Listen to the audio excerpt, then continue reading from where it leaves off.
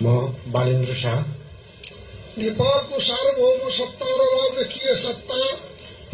सार्वभौम सत्ता र राजकीय सत्ता नेपाली जनतामा निहित रहेको नेपालको संविधान प्रति पूर्ण वफादार रही सत्यनिष्ठापूर्वक प्रतिज्ञा गर्दै ईश्वर देश र जनताको नाममा शपथ लिन्छु कि प्रधानमन्त्री पदको जिम्मेवारी प्रचलित कानूनको पालना गरी मुलुक र जनताको भलो चिताई कसैको डर नमानी पक्षपात नगरी पूर्वाग्रह वा खराब भावना नलिई ईमानदारीका साथ गर्नेछु र आफ्नो कर्तव्य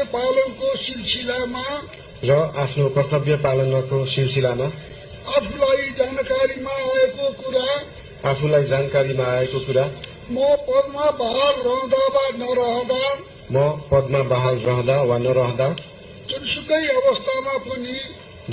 अवस्थामा पनि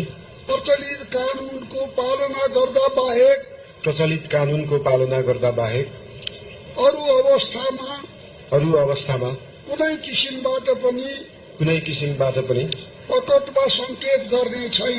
प्रकट वा संकेत गर्ने छैन। धन्यवाद। यसपछि नवनियुक्त सम्माननीय प्रधानमन्त्रीज्यूलाई आफ्नो आसनमा रही शपथ पत्रमा हस्ताक्षर गरिदिनु हुन अनुरोध गर्दछु।